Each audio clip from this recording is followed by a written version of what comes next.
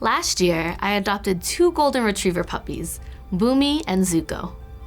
One of the most endearing things they do is greet me with all their excitement when I return home. They'll run up to me wagging their tails and then run around looking for toys to bring me. Sometimes I'll even let them be a little naughty and jump on me in their excitement. But on the flip side of their warm welcomes home, they struggled for many months whenever I left. Sometimes they would bark for up to 10 minutes after I left the house before they settled down.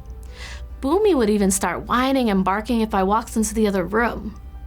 They became anxious when they couldn't see me.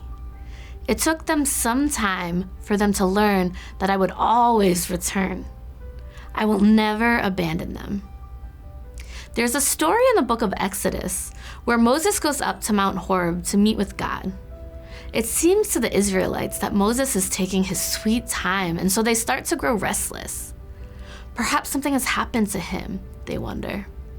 In the 106th Psalm, the psalmist writes a song about this, highlighting the failure of the Israelites to trust God, despite all that he had previously done for them. At Horeb, they made a calf and worshipped an idol cast from metal.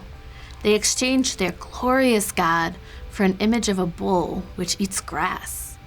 They forgot the God who saved them, who had done great things in Egypt, miracles in the land of Ham, and awesome deeds by the Red Sea. Rather than waiting for Moses to return, the Israelites decided to take matters into their own hands. They created a false image of God and his character, rather than trusting in God's unchanging, continual care for them. In times of uncertainty, we can become anxious. We may be tempted to trust in things that we find around us to give us comfort.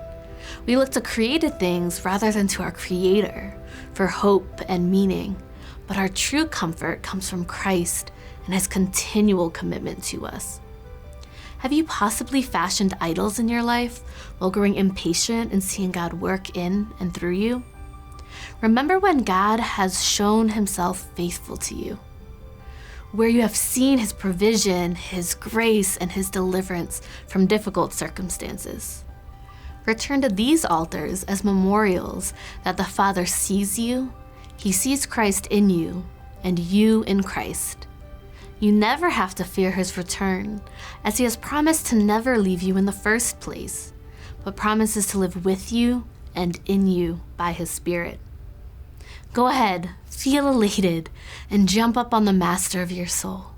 Let him know how glad you are to know that you can trust in his continual faithfulness. I'm Cara Garrity, Speaking of Life. Hi, thanks for watching this episode of Speaking of Life. We hope you enjoyed it. We'd love to connect with you. Here are a couple of ways. You can subscribe to our newsletter, GCI Update, and like us on Facebook. And if you'd like more resources from GCI, check out our website. Thanks again for watching. See you next week.